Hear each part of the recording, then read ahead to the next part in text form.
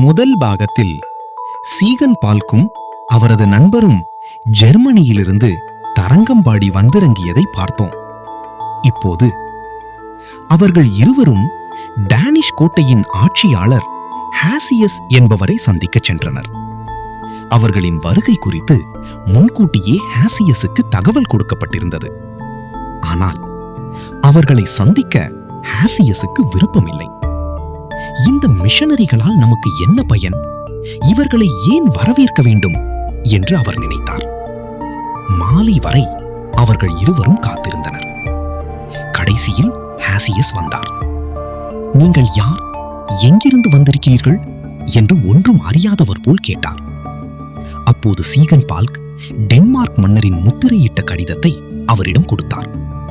அதை படித்தவர், சரி, என்னுடன் வாருங்கள் என்று அழைத்துச் சென்றார்.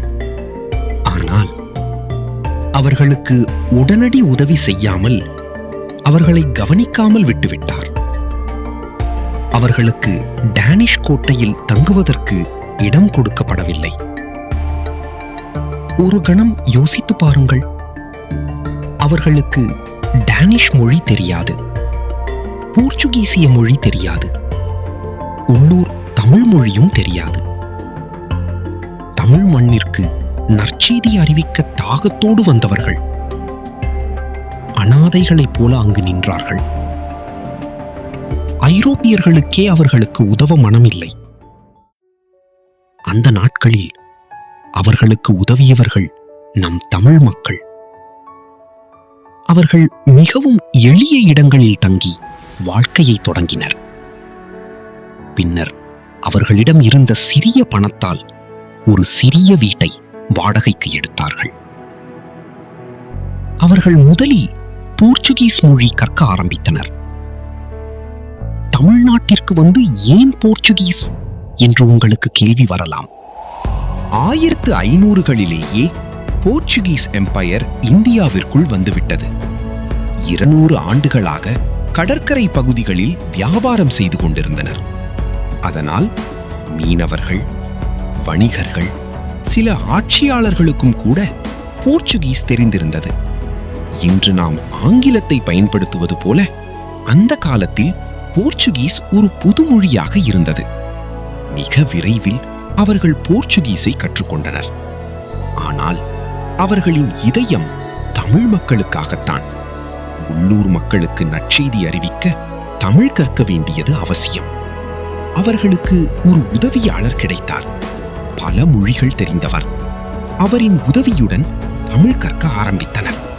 கடற்கரை மணலில் விரல்களால் எழுதி மீண்டும் மீண்டும் பயிற்சி செய்து தமிழை கற்றுக்கொள்ளத் தொடங்கினர். அப்போது தரங்கம்பாடியில் சீயோன் ஆலயம் என்று ஒரு தேவாலயம் இருந்தது. ஆனால் அது ஐரோப்பியர்களுக்கான ஆலயம்.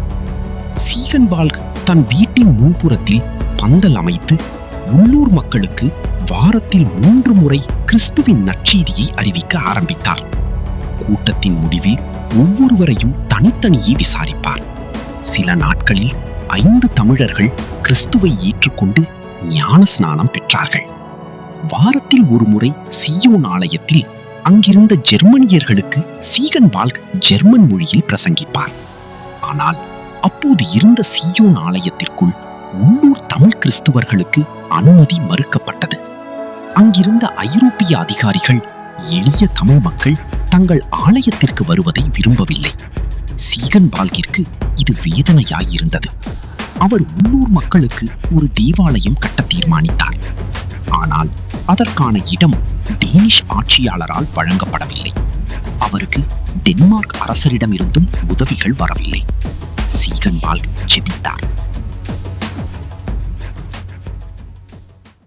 அவருக்கு சில ஜெர்மனிய மிஷனரிமார்கள் பணம் கொடுத்து உதவினர் மற்றும் தமிழ் மக்களின் உதவியுடன் ஆலய கட்டுமானம் ஆரம்பிக்கப்பட்டது. 1707 ஆகஸ்ட் 14ஆம் நாள் தமிழ் மக்களுக்கென்று புது எருசலேம் ஆலயம் என்ற ஆலயம் கட்டி முடிக்கப்பட்டது. 2 ஆண்டுகள் கடந்தன. கிட்டத்தட்ட 100 தமிழர்கள் ரட்சிக்கப்பட்டு ஞானஸ்நானம் பெற்றனர். வாய்மொழி உபதேசம் மட்டும் போதாது. அவர்களுக்கு வேதாகமமும் தமிழில் வேண்டும் என தீர்மானித்தார். ஆனால் வேதாகமத்தை தமிழில் மொழிபெயர்ப்பதில் பல சிக்கல்கள் இருந்தன. ஏனெனில் 1700களில் தமிழ் நூல்கள் அனைத்தும் இலக்கிய நடையில் இருந்தன. சீகன் வேதாகமத்தை உரைநடை தமிழில் மொழிபெயர்க்க எண்ணினார்.